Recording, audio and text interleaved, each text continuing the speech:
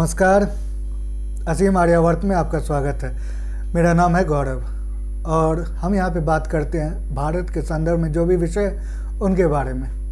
तो काफ़ी दिनों से मैं ऑनलाइन आया नहीं, कुछ निजी कारण थे, तो आज आपके सामने फिर से उपस्थित हूँ एक नए विषय के बारे में बातें करने के लिए।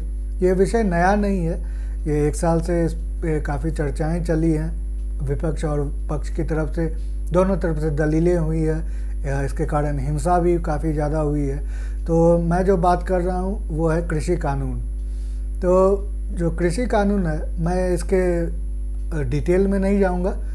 जो भी पक्ष और विपक्ष की दलीलें हैं, जो भी मेरिट हैं, जो भी ये है, मैं उसके बारे में बात नहीं करूँगा। मैं इसके कारण में जाऊँगा कि किस कारण से प्रधानमंत्री ने आज से 1 सप्ताह पहले ये घोषणा की थी कि इसको वापस ले लिया जाए, और उन्होंने फिर क्षमा भी मांगा था किसानों से। और ये अब जाके नवंबर 30 को जो हमारे राष्ट्रपति है उन्होंने साइन ऑफ कर दिया और ये फिर से वापस ले लिया गया। तो आप देख सकते हैं, मैंने कुछ आर्टिकल्स आपके सामने रखे हैं। और मैं जैसे मैंने बताया, कारण में जाने से पहले मैं आपसे रिक्वेस्ट करूंगा कि चैनल को सब्सक्राइब करें, वीडियो को लाइक करें और साथ में बेल आइकन को ज़रूर प्रेस कर दें, ताकि जब भी मैं कोई नया वीडियो अपलोड करूं आपको नोटिफिकेशन मिलती रहे। तो मैंने यहाँ पे कुछ आर्टिकल्स आपके सामने रखे हैं। ये जो पहला है वो सिंपली वही बता रहा है कि गवर्नमेंट नोटिफाइज फार्म लॉ री अपील एक्ट। तो ये बेसिकली एक और एक्ट निकाला गया, एक और बिल पास हुआ था जो 3 बिल थे उनको वापस लेने के लिए, और इसको नवंबर 29 2021 में इसको प्रेजेंट किया गया था, जो कि नवंबर 30 को प्रेसिडेंट ने साइन ऑफ कर दिया था। और जैसे मैंने बताया कि इसकी राजनीतिक जो भी चीज़ें हुई हैं उनके बारे में मैं नहीं जाऊंगा। तो ये बेसिकली 3 जो लॉज थे वो ये हैं, और मैं आपको एक समराइज्ड वर्जन यहाँ पे दे दूँ, तो इसीलिए ये आर्टिकल में एक अच्छे से समराइज्ड वर्जन है। तो ये पहला जो है वो farmers trade and commerce promotion and facilitation act 2020 which is aimed at allowing traders in trade in agriculture produce outside the existing APMC agriculture produce market committee, जिसको मंडी भी कहते हैं। तो अभी के जो सिस्टम है, अभी का जो सिस्टम चला आ रहा है, उसमें यही है कि फार्मर्स जो होते हैं, किसान, वो अपने उत्पाद मंडियों में ही बेच सकते हैं, क्योंकि बहुत सारे ऐसी राज्य भी हैं जहाँ पे मंडियाँ हटा दी गई हैं, जैसे कि महाराष्ट्र में है कि वहाँ पे वो मंडियाँ हटाई गई हैं, लेकिन बहुत सारे राज्यों में अभी भी मंडियाँ चलती हैं। तो जो किसान है वो अपने उत्पाद मंडियों में ही बेच सकते हैं, और उसके बाद जो मंडी से फिर वो मार्केट में वो सारे उत्पाद जाते हैं। तो जो मंडियाँ होती है वो गवर्नमेंट की तरफ से, सरकार की तरफ से उसको इंस्टॉल किया जाता है, और ये एक तरह से इंटरमीडिएट का काम करती है, जहाँ पे सरकार के जो रिप्रेजेंटेटिव होते हैं वो सरकार के बिहाफ पर ही किसानों से उनके उत्पाद खरीदते हैं, फिर जाके वो मार्केट में बेच आते हैं। तो ये पहला जो लॉ था उसमें ये था कि मंडियों में जाने की ज़रूरत नहीं थी किसानों को, वो डायरेक्टली ही जो भी बायर्स थे उनको सेल कर सकते थे, उनके साथ डायरेक्ट प्राइस नेगोशिएट कर सकते थे, सरकार पे डिपेंडेंट नहीं रहना पड़ता। सरकार की तरफ से जो तय दाम है, जिसको MSP कहते हैं, वो नहीं लेना पड़ता। अगर उनको और ज़्यादा दाम मिल रहे हैं तो वो नेगोशिएट करके अपने सामान जो भी इंटरेस्टेड रहता बायर्स वो उनको बेच सकते थे। तो फिर ये चाहे कोई कंपनी हो या फिर कोई बिजनेस जो है वो, या फिर कोई मर्चेंट है, वो सारे। इसमें एक कॉन्ट्रैक्ट फार्मिंग भी था।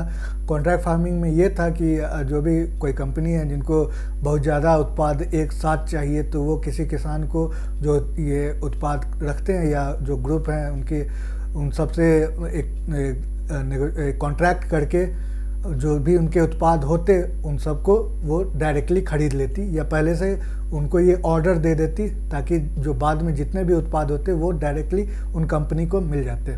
तो ये जो पहला एक्ट था वो ये था।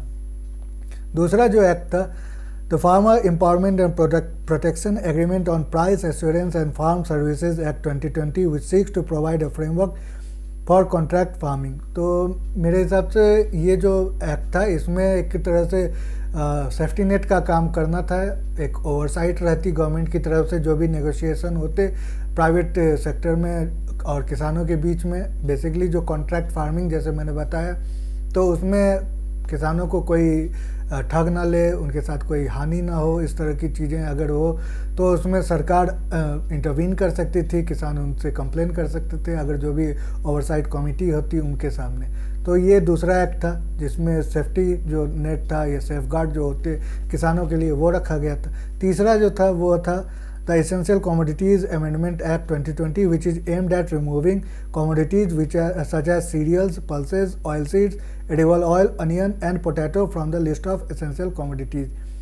तो एसेंशियल कमोडिटीज़ जैसे यहाँ पे बताया cereals, pulses, oil seed, edible oil, onion and potatoes, तो ये बेसिकली भारत के जितने भी रसोई हैं, जितने भी घर के रसोई हैं, उनमें इनका इस्तेमाल हर दिन होता है और इसीलिए ये एसेंशियल कमोडिटीज़ में आती है। इनको गवर्नमेंट अपने पास रखती है, इन पे कंट्रोल जो होता है गवर्नमेंट का अभी जो सिस्टम है उसमें, ताकि इनके जो ब्लैक मार्केटिंग हो या होर्डिंग हो के प्राइसेस ज़्यादा स्पाइक ना कर जाए या किसी तरह से सप्लाई इनका कहीं ब्रेक ना हो जाए, डिसरप्ट ना हो जाए, तो इसलिए सरकार अपने कंट्रोल में रखती थी ताकि इस तरह की चीज़ों से बचा जा सके। और लेकिन जब ये कॉन्ट्रैक्ट फार्मिंग या प्राइवेट सेक्टर को एग्रीकल्चर में लाने की बात थी, जो 2 कानून ऊपर थे, उसे होता क्या कि जो बहुत सारे बिजनेस, बहुत सारे मर्चेंट या बहुत सारी कंपनियां वो बल्क में जो भी अनाज थे, जो भी ये उत्पाद थे, वो किसानों से लेती। तो इसके कारण जो होर्डिंग की समस्या होती वो होती नहीं, क्योंकि अगर एक कोई होर्डिंग करता तो दूसरा बिजनेस जाके सेल कर देता और प्रॉफिट ले सकता था इनिशियल सेल में। और इस तरह की चीज़ें होने के कारण साथ में ये भी था कि किसानों को भी अच्छे दाम मिलते मार्केट प्राइस, और जो कंज्यूमर होते उनको भी एक मार्केट में डिस्काउंट मिलता, क्योंकि कंपटीशन होने के कारण आपस में एक प्राइस के लिए वॉर होती है, तो उसमें कंज्यूमर को भी, एंड कंज्यूमर जो होते हैं उनको भी फ़ायदा होता है। इसीलिए इसको एसेंशियल कमोडिटी से हटा दिया गया था। लेकिन अब ये सारे लॉ ख़त्म हो गए हैं। इस आर्टिकल में फिर ये भी बताया गया कि क्यों इसकी ज़रूरत पड़ी और पूरा टाइमलाइन दिया गया ऊपर से नीचे तक, जिसको आप यहाँ पे देख सकते हैं। अगर आपको इसको पूरा पढ़ना है तो मैं इसके जो लिंक है वो डिस्क्रिप्शन में डाल दूँगा। जैसे कि मैंने बताया कि कारण क्या थे, तो जैसे अगर प्रधानमंत्री के शब्दों को सुना जाए तो उन्होंने क्षमा याचना की थी, साथ में ये भी कहा था कि हम किसानों को कन्विंस नहीं कर पाए, उनकी सहमति नहीं ले पाए इन कानूनों के लिए। उन्होंने ये नहीं कहा कि किसान इनके विरोधी थे इसीलिए हम इसको हटा रहे हैं, मतलब कि किसानों के फ़ायदा में नहीं था ये, किसानों के लिए ये गलत कानून था इसीलिए हम हटा रहे हैं। ये बात प्रधानमंत्री मोदी ने नहीं कही, और जो कारण दिए गए हैं वो भी कोई ख़ास ऐसा कोई ये नहीं है, बहुत ही वेग कारण दिया गया है। और लोग अपने अपने तरफ से संदेह व्यक्त कर रहे हैं कि क्या कारण हो सकता है, सरकार ने इस तरह की कोई बातें नहीं की है। अब यहाँ पे जो पहला कारण मैं आपको ये करूँ तो जैसे कि हमारे मीडिया में बहुत कहा जा रहा है किसान आंदोलन, जो basically Punjab, UP, west UP और जो हरियाणा के किसान थे, जो जागीरदार ज़्यादा हैं, अमीर हैं, और साथ में राजनीति में उनकी हलचल काफ़ी ज़्यादा है। किसान जो छोटे किसान हैं उनके ये कंपैरिजन में, जैसे राकेश टिकैत के तरह के लोग जो करोड़पति हैं, लेकिन वो यहाँ पे राजनीति ज़्यादा कर रहे थे, किसानों की देखभाल के मतलब उनके इंटरेस्ट में वो बात नहीं कर रहे थे। तो इस तरह से सरकार को दबाने के लिए उन्होंने वहाँ पे धरना दिया था। अब क्योंकि ये दिल्ली देश की राजधानी है तो इसीलिए वहाँ पे मीडिया का फोकस भी ज़्यादा था, और इसमें फिर खालिस्तानी एलिमेंट भी जुड़ गए और इस तरह के बहुत चीज़ें हुई, जिसका जो एक पीक था वो 2021 के 26 जनवरी में हमने देखा, जो हिंसा हुई थी दिल्ली में, वो हम सब ने देखा, न्यूज़ में हमेशा चला आ रहा था। फिर वहाँ पे जो बॉर्डर एरियाज़ थे दिल्ली के सटे एनसीआर के एरियाज़ में, वहाँ पे किसानों ने एक तरह से परमानेंट धरना दे रखा था, रोड ब्लॉक कर रखे थे। तो इस तरह की चीज़ें भी कारण कही जाती है कि ये हटाने का। तो इसमें खालिस्तान का जो एंगल है वो मैंने इसलिए बताया कि जो अमरिंदर सिंह थे, जो पंजाब के मुख्यमंत्री रह चुके हैं, उन्होंने अभी इस्तीफ़ा दे दिया था कुछ महीने पहले। तो उन्होंने भी ये आशंका जताई थी कि खालिस्तान जो है वो एलिमेंट पंजाब में फिर से 1980 के दहाई में जो भी वहाँ पे रूढ़िवादी आतंकवादी गतिविधि चली थी उसको फिर से वो रिवाइव करने की कोशिश कर रहे हैं। और इनके जो तार हैं वो पाकिस्तान के ISI, साथ में कनाडा में जो भी खालिस्तानी ग्रुप्स हैं जैसे कि सिख फॉर जस्टिस, या ब्रिटेन में जो भी ग्रुप हैं उनके तरफ से इनको प्रमोट किया गया, इनको फंडिंग की गई और इनके लोग यहाँ पे इंटरफेयर करने के लिए लाए गए थे। तो इस तरह की चीज़ें भी बताई गई है। दूसरा था कि ये सुप्रीम कोर्ट में इस पे केस कर दिया गया था और सुप्रीम कोर्ट ने इसको स्टे कर दिया था। फिर से एक कमेटी बनाई थी जो ये है, जैसे यहाँ पे आप देख सकते हैं। अब यहाँ पे इन्होंने कहा, जो कमेटी के हेड थे या मेंबर थे, उन्होंने कहा कि will release supreme court appointed panel report on farms law if apex court doesn't do so. ये मुझे एक कारण लगता है। ये दूसरा कारण मैं कहूँगा। पहला कारण तो मैंने बताया कि किसान आंदोलन और खालिस्तान का जो एलिमेंट है वो। दूसरा कारण ये कि यहाँ पे जो ये पैनल के, ये सुप्रीम कोर्ट अपॉइंटेड पैनल है और इसमें जो लोग थे उन्होंने रिपोर्ट डाल दी थी, सुप्रीम कोर्ट को सबमिट कर दी थी, लेकिन सुप्रीम कोर्ट ने पब्लिक नहीं किया। अब इसके कारण क्या हो सकते हैं? तो सुप्रीम कोर्ट भी एक तरह से आजकल सरकार के कन्फ्रंटेशन की तरफ जा रही है। सरकार जो भी लॉज लाती है सुप्रीम कोर्ट में वो स्टे हो जाता है। इस तरह के बहुत चीज़ें अभी देखने को मिल रही हैं। तो इस पर भी सुप्रीम कोर्ट ने स्टे कर दिया और जो पैनल रिपोर्ट सबमिट हुई है उसको भी पब्लिक नहीं कर रहे हैं। तो हो सकता है कि प्रधानमंत्री को लगा कि सुप्रीम कोर्ट में ये ड्रैग ऑन होगा, उच्चतम न्यायालय में ये 5-6 साल के जाते रहेगा। इस तरह के बहुत सारे कानून हैं। जैसे कि एक हम देखते हैं कि जो तमिलनाडु में वेदांता का एक स्टरलाइट कॉपर जो वहाँ पे प्लांट है उसको बंद किया गया है और सुप्रीम कोर्ट में अभी भी केस चल रहा है। और इसके कारण वहाँ पे हो क्या रहा है कि हम कॉपर बाहर से इंपोर्ट कर रहे हैं, जबकि यहाँ पे हमारे पास एक ये था और इसमें एक्टिविज्म और ये वही आंदोलन और ये सब हुआ और उसके कारण सुप्रीम कोर्ट वहाँ पे भी ताला लगा दिए। तो ये बात हुई है और इस कारण भी हो सकता है कि जो पैनल की रिपोर्ट है, चाहे जो पैनल के मेंबर है, उन्होंने कहा कि ये जो लॉज थे वो किसानों के लिए बहुत ही इम्पॉर्टेंट थे। ये बेसिकली एक इंस्टीट्यूशनल रिफॉर्म था, एक जो स्ट्रक्चरल रिफॉर्म जिसको कहते हैं, आधारभूत ढांचा जो हमारे एग्रीकल्चरल सेक्टर में है उसमें ये कृषि क्षेत्र में ये बहुत ही इम्पॉर्टेंट इसकी जगह होती, लेकिन इसको हटा दिया गया। और इसीलिए ये जो पैनल के लोग हैं वो उनका कहना है कि हम इसको सार्वजनिक करेंगे ताकि लोगों को पता चलता कि ये काफ़ी ज़रूरी था।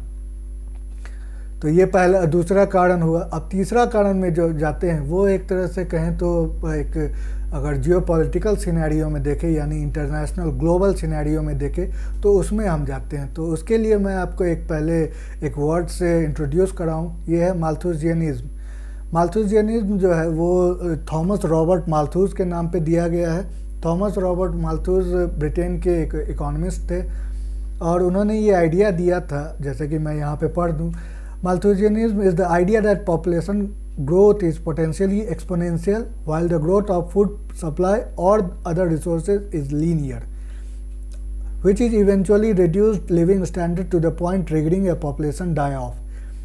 This event, called Malthusian catastrophe, also known as Malthusian trap, population trap, Malthusian check, Malthusian crisis, Malthusian spectre or Malthusian crunch, occurs when population growth outpaces the agricultural production, causing famine or war, resulting in poverty. Depopulation, such as catastrophe, inevitably has the effect of forcing population quite rapidly due to potential severity and unpredictable result of mitigating factor involved as compared to relatively slow time scale and well understood process of governing unchecked growth or growth affected by preventive checks to correct back to a lower, more easily sustainable level. Malthusianism has been linked to a variety of political, social movements, but almost always refer to advocate of population control. तो ये तो मैंने एक summarised version जो ऊपर का था वो मैंने बताया, लेकिन इसको अगर हम अच्छे से एक्सप्लेन करने की कोशिश करूं तो यहाँ पे आप देख सकते हैं ग्राफ। यहाँ पे ये बताया गया मालथूस जो थे उनके तरफ से कि पॉपुलेशन जब ग्रोथ होती है तो वो एक्सपोनेंशियल होती है, और जो फूड प्रोडक्शन होता है वो एक तरह से लीनियर रहता है। तो एक टाइम ऐसा आता है कि पॉपुलेशन ग्रोथ ये आउटपेस कर जाती है फूड प्रोडक्शन को, और उस समय ये होता है कि जो इसके कारण वॉर होते हैं, इसके कारण फैमाइन आते हैं, इनके कारण फिर डिजीजेज आते हैं, और इस तरह से जो पॉपुलेशन है वो फिर घटने लगती है, क्योंकि लोग मरते हैं, भुखमरी से मरते हैं, या फिर जो वॉर होते हैं उनमें लोग मरते हैं, या फिर जो भी सिकनेस है उससे लोग मरते हैं। तो इसके कारण ये फिर से एक उस तरह के पॉपुलेशन पे ले आया जाता है जो कि सस्टेनेबल हो, जो फूड प्रोडक्शन के बराबर हो या उससे नीचे हो। तो यही die off, population die off की जो बात की है तो वो यही है। अब ये नेचुरली होता नहीं है जनरली, क्योंकि हम अगर पैटर्न देखें हिस्टोरिकली तो हम देख सकते हैं कि इंग्लैंड ने जब भारत पे ब्रिटिश का राज्य था तो बंगाल फेमाइन जो करवाया था वो ब्रिटिश ने करवाया था। ये ह्यूमन इंड्यूस्ड फेमाइन था, भुखमरी जो हुई थी वहाँ पे। आयरलैंड में भी ब्रिटिश ने ही करवाया था। फिर सोवियत यूनियन में आप देख सकते हैं वहाँ भी लाखों लोग मरे थे। साथ में चाइना में भी ये बात कराई गई थी वहाँ के सरकार द्वारा। तो इस तरह की जो चीज़ें होती है वो करवाई गई हैं। नेचुरली भी होता है, लेकिन जो स्केल है वो बहुत हाई था, जो ह्यूमन इंड्यूस था।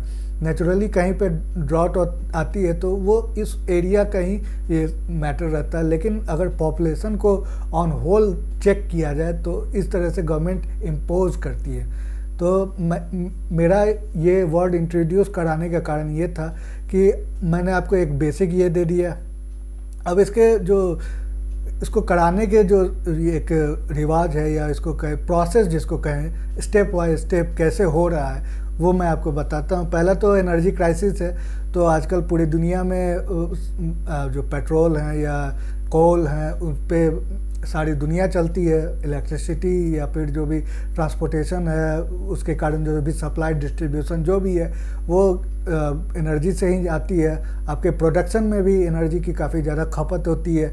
तो सबसे पहले जो ये है उसमें ग्रीन एनर्जी को लाने की बात कर रही है, क्योंकि बहुत लोग ये क्लाइमेट क्राइसिस की बात कर रहे हैं, लेकिन ये बेसिकली एक नए तरह के वर्ल्ड ऑर्डर जिसको कहते हैं न्यू वर्ल्ड ऑर्डर, उसके संदर्भ में ले जाया जा रहा है। ये कॉन्स्पिरेटोरियल लगेगा, लेकिन मैं आपको इसमें थोड़ा सा ये बताऊंगा तो आपको पता चलेगा कि ये प्रोसेस चल रहा है। तो इसमें आप देख सकते हैं कि हमें ये बताया गया है कि ग्रीन एनर्जी के लिए आप जीरो इमिशन करें। ये गवर्नमेंट ऑफ इंडिया पे भी प्रेशर डाला जा रहा है, चाइना पे भी प्रेशर डाला जा रहा है, क्योंकि हमारे यहाँ अभी भी काफ़ी लोग गरीब हैं और हमें सस्ते एनर्जी की ज़रूरत है। लेकिन ग्रीन एनर्जी को इंस्टॉल करने के लिए काफ़ी ज़्यादा फंड की ज़रूरत है, और साथ में ये भी है कि वो इतना ज़्यादा लोड अभी नहीं ले सकते हैं कि पूरी कंट्री जीरो इमिशन में चल जाए और सारे जो ग्रीन एनर्जी के ये हैं रिन्यूएबल एनर्जी उसको अडॉप्ट कर ले। तो इसमें ये चैलेंजेस है बहुत ज़्यादा। अब जो वेस्टर्न की कंट्री है वो डेवलप्ड है, उनके पास पैसे भी काफ़ी ज़्यादा और पॉपुलेशन भी कम है, तो वो ये मैनेज कर सकते हैं, लेकिन वो फोर्स कर रहे हैं पूरी दुनिया पे। अब इसके कारण हुआ क्या है कि काफ़ी जगह पे एनर्जी क्राइसिस आ रहे हैं, जैसे कि US energy prices likely to rise as result of winter heating pressure. ये नवंबर 8 की बात है। इस अक्टूबर में भी यहाँ पे कोल जो है यहाँ पे भी पावर क्राइसिस की बात हो रही थी, क्योंकि जो थर्मल पावर प्लांट थे उनमें कोल की जो शॉर्टेज हो गई थी। बहुत सारे और भी जो प्लांट थे जैसे कि स्टील प्लांट या और भी एल्युमिनियम प्लांट, वहाँ पे भी कोल्स की जो सप्लाई थी वो उसमें शॉर्टेज देखी गई थी। अब यहाँ पे चाइना में भी काफ़ी ज़्यादा क्राइसिस हुआ था। इंडिया में क्राइसिस होने वाले थे, लेकिन चाइना में क्राइसिस हो रहा था, क्योंकि वहाँ की गवर्नमेंट ने जैसे कि पहले माल्थुसियन जो बात बताई थी डाई ऑफ की, और वो इम्पोज कर दिया उन्होंने ग्रीन एनर्जी को ब्लैटेंटली, और इसके कारण काफ़ी जो वहाँ पे थर्मल पावर प्लांट थे उनको शट डाउन कर दिया गया, और बहुत सारे प्रोविंसेस में फिर बिजली ख़त्म हो गई। साथ में बिजली की समस्या आ गई थी। साथ में उन्होंने ये भी किया कि ऑस्ट्रेलिया के साथ उन्होंने झगड़ा कर लिया, और वहाँ से सबसे ज़्यादा कोल आता था तो वो भी कोल बंद कर दिया था चाइना ने। तो इसके कारण भी वहाँ पे प्रॉब्लम्स काफ़ी ज़्यादा हो गई। ईयू में भी ये हुआ था, वहाँ पे न्यूक्लियर पावर को बंद करने की कोशिश की गई, और साथ में जो और भी जैसे एल्युमिनियम की बात है।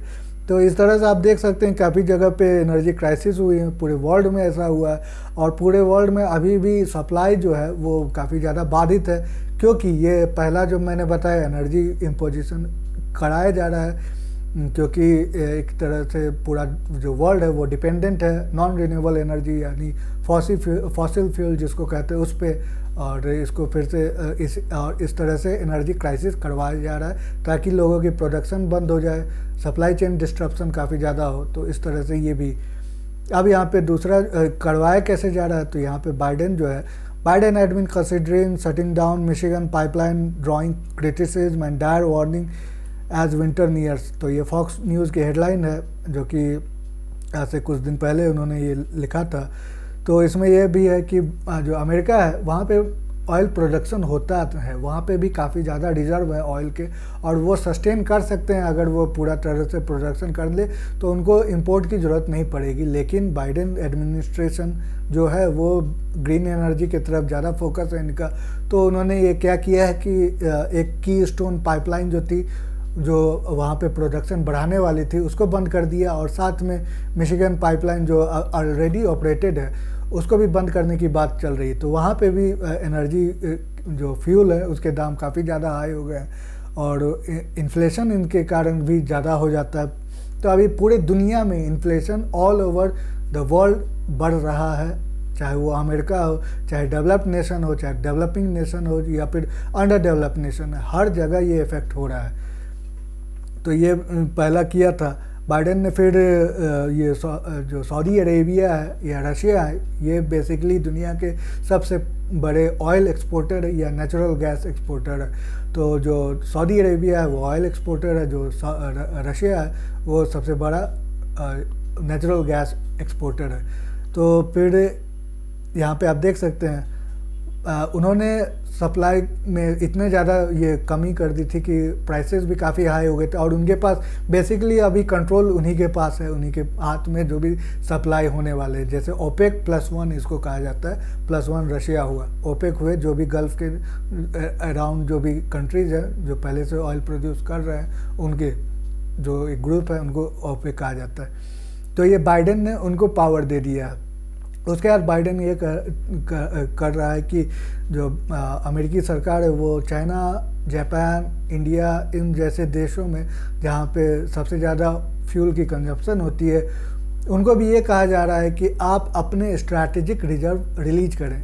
अब स्ट्रैटेजिक रिजर्व वो होते हैं जो कि इमरजेंसी के टाइम में सरकार अपने पास रखती हैं, जैसे वॉर लाइक सिचुएशन हो या फिर कभी और कुछ प्रॉब्लम्स हो इस तरह की, तो उसमें अपने पास एक स्टॉक रखती हैं स्ट्रैटेजिक पेट्रोलियम रिजर्व। तो उसमें भी बाइडेन प्रेशर दे रहा, और हुआ भी है कि देशों ने अपने स्ट्रैटेजिक रिजर्व से ऑयल रिलीज किए हैं, और बाइडेन के तरफ से ये बात कही गई थी कि इसके कारण ऑयल प्राइसेस नीचे होंगे। लेकिन हुआ क्या, तो OPEC members Saudi Arabia, Russia consider pausing oil production increases. तो वो बात चली थी कि अगर सप्लाई ज़्यादा होगी, क्योंकि स्ट्रैटेजिक रिजर्व से जो ऑयल है वो मार्केट में आएगा और इसके कारण सप्लाई ज़्यादा होगी। लेकिन इसमें ये क्या किया सऊदी अरेबिया ने या रशिया ने, इन्होंने अपने जो प्रोडक्शन और बढ़ाने वाले थे इसको कम कर दिया। अब इसको कम करने के कारण जो सप्लाई थी वो वही की वही रह गई और प्राइसेस फिर वही हो गए। अब जो तीसरा जो है इसमें बात, पहले तो ये एनर्जी क्राइसिस कराई गई है, दूसरा इन्फ्लेशन, और तीसरा जो है वो है कि हम अभी पैंडेमिक से गुजर रहे हैं, और पैंडेमिक के कारण भी काफ़ी जगह पूरे दुनिया में लॉकडाउन हो रहे हैं। लोगों का जो माइग्रेशन होता था, इधर से उधर जाना आना होता था, उसमें भी काफ़ी ज़्यादा बाधा हुई है। दुनिया के कई देशों में कई फैक्ट्रीज़ बंद हो चुके हैं। तो इस तरह से आप देख सकते हैं कि सिस्टम बनाया जा रहा है उसका। अब मैं इस चीज़ों को माल्थुसियनिज्म से क्यों कंपेयर कर रहा हूँ और ये कंस्पिरेसी क्यों नहीं लगती मुझे, तो यहाँ पे आप देख सकते हैं, ये है expert critic Prince Williams ideas and on African population. The royal has stirred controversy by suggesting that overpopulation on the continent is harming wildlife. अब यहाँ पे ये अल जजीरा का 30 नवंबर का न्यूज़ है। इसमें प्रिंस विलियम जो ब्रिटेन के रॉयल प्रिंस है, उनकी तरफ से ये बयान दिया गया था कि पॉपुलेशन ग्रोथ जो अफ्रीका की है उसके कारण वहाँ के जो वाइल्ड लाइफ है उनको खतरा है, तो इसीलिए वहाँ पे पॉपुलेशन ग्रोथ को कम कर देना चाहिए।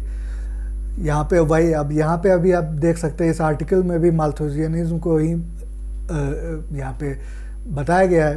The idea origin can be traced to an essay by the English 18th century economist Thomas Robert Malthus entitled The Principle of Population, which lays the foundation of eugenics in the arena of climate change। ये climate change के साथ ये एक तरह से आप देख सकते हैं कि Malthus argued that due to unchecked population growth, food production would not keep up and would result in diseases, famine and war।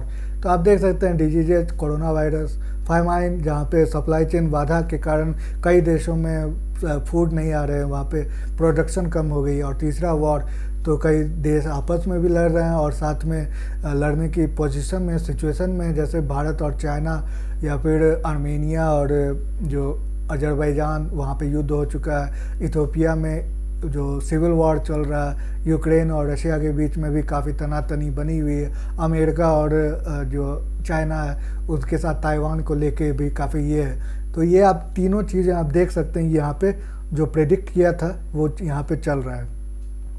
It was माल्थूस ऐसे that help inspire Charles Darwin theory on natural selection. तो natural selection वही है कि जिसके पास ताकत है, जिसके पास वो है, तो वही सर्वाइव कर सकता है, बाकी और पेरिश कर जाएंगे, जो ख़त्म हो जाएंगे। तो यही यहाँ पे इन सबों को आप देख सकते हैं। और उसके बाद जो अभी क्लाइमेट चेंज पे एक समिट हुई थी, उसमें भी इंडिया को बहुत ज़्यादा ये कहा गया था कि आप 2050 तक ही जीरो इमिशन की तरफ जाएं, जो कि इम्पॉसिबल है। और साथ में वो ये भी चाहते हैं कि भारत न्यूक्लियर टेक ना ले, और बेसिकली जो भी वो रिन्यूएबल एनर्जी जैसे सोलर, विंड पावर, लेकिन वो इतने ज़्यादा एफिशिएंट नहीं है अभी भी मामले में, क्योंकि सोलर एनर्जी जो है वो बस दिन के टाइम में ही काम आती है और या फिर जनरेट कर सकती है। आप उसको स्टोर कर सकते हैं, लेकिन आपको बहुत मैसिव स्टोरेज कैपेसिटी चाहिए। और दूसरा विंड, वो भी जब विंड रहती है तब उस टाइम, और उसके लिए भी काफ़ी बड़े बड़े विंड फार्म, विंड मिल वो लगाने पड़ते हैं, इंस्टॉल करने पड़ते हैं। तो इसीलिए जो अभी भी कोल बेस्ड जो पावर प्लांट है वो काफ़ी सस्ते हैं। और न्यूक्लियर में होता है क्या कि अगर एक बार आपने इंस्टॉल कर दिया तो आप प्रोडक्शन काफ़ी सालों तक कर सकते हैं और वो फिर धीरे धीरे सस्ता हो जाता है। तो इन सब को देखते हुए मुझे लगता है कि प्रधानमंत्री ने यही सोच के अभी भी जैसे इसेंशियल कमोडिटीज़ जो थे, जो कि सरकार के कंट्रोल में रहते थे, वैसे ही वो फार्मर्स लॉ को वापस ले लिया गया है, क्योंकि सरकार अभी चाहती है कि भारत की जो सस्टेनेबिलिटी है वो मेंटेन रहे, क्योंकि आपका चीन के साथ युद्ध होने के आशंका है, या फिर जो अभी पूरे दुनिया में जो भी चल रहा है, जो ये पैंडेमिक और सप्लाई चेन डिस्ट्रप्शन, उसके कारण भी भारत में फूड जो स्टॉक है वो कम ना पड़ जाए, क्योंकि हमारी पॉपुलेशन काफ़ी हाई है। तो सरकार इसीलिए चाहती है कि ये अभी जो भी जितने भी प्रोडक्शन है वो अपने कंट्रोल में रखे। अभी प्राइवेट सेक्टर को ये अगर वो कंट्रोल में नहीं रखेगी तो हो सकता है, प्राइवेट सेक्टर तो मोटिवेटेड रहते हैं, प्रॉफिट मोटिवेटेड, और रहना भी चाहिए, उनका बिजनेस है, वो अगर इन्वेस्ट करेंगे तो उनको प्रॉफिट भी चाहिए। तो इसीलिए ये अभी, और गवर्नमेंट जो होती है वो उनका वेलफेयर सबसे पहली प्रायोरिटी है किसी अपने देश के सिटीजन्स के लिए। तो इसीलिए मुझे लगता है कि प्रधानमंत्री ने ये फैसला लिया है। और प्रधानमंत्री के साथ ये भी है कि आप 12 साल अगर उनके गुजरात के जो मुख्यमंत्री थे उनका एरा देखें, या अभी प्रधानमंत्री 7 साल से जो प्रधानमंत्री है, तो वो इस तरह के यू टर्न लेते नहीं हैं। और जो भी उनके खिलाफ काफ़ी आंदोलन हुए, बहुत बार हुए हैं, पूरे दुनिया में उनके खिलाफ एक बैन भी कर दिया गया था पहले, और मीडिया में भी काफ़ी उनके बारे में बातें चली है, लेकिन वो कभी इस तरह से बेंड नहीं हुए। तो आज ही बस किसानों की जो आंदोलन है वो भी 1 साल चला और 26 जनवरी में बहुत ज़्यादा हिंसा हुई थी, लेकिन प्रधानमंत्री फिर भी नहीं डगमगाए। वो अडिग थे कि ये फार्म लॉ ज़रूरी है और अभी नवंबर में जाके ही उन्होंने इसको वापस लिया। तो मुझे लगता है कि जो मैंने आपको 3 कारण बताए, खालिस्तान का कारण, एक सुप्रीम कोर्ट यानी जुडिशरी के साथ जो भी ये चल रहा है मतभेद, और तीसरा ये माल्थुसी ने एक ग्लोबल जो सिनेरियो में चल रहे हैं। तो मुझे लगता है ये जो दूसरा और तीसरा जो है वो ज़्यादा स्ट्रॉन्ग पॉसिबिलिटी है, जिसके कारण प्रधानमंत्री ने ये वापस लिया है। तो एक नया, ये मेरी अपनी निजी राय है, मैंने अपनी तरफ से आपको ये बताया है। तो आपको ये कैसा लगा इसके बारे में मुझे मेरे कमेंट सेक्शन में ज़रूर बताएं।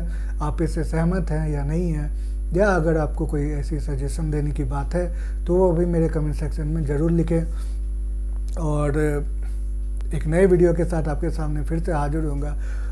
उसके लिए आप प्लीज़ मेरे चैनल को सब्सक्राइब करें, वीडियो को लाइक करें और साथ में बेल आइकन को ज़रूर प्रेस कर दें, ताकि जब भी कोई मैंने वीडियो अपलोड करूँ आपको नोटिफिकेशन मिलती रहे। तो आज के लिए इतना, जो मैंने आपके सामने निजी राय रखी है वो, और फिर एक नए टॉपिक के साथ फिर मैं अपने विचार आपके सामने रखूँगा और आपसे भी सजेशन लूँगा, आपके राय भी जानने की कोशिश करूँगा। तब तक के लिए मैं आपसे विदा लेता हूँ। नमस्ते, जय हिंद।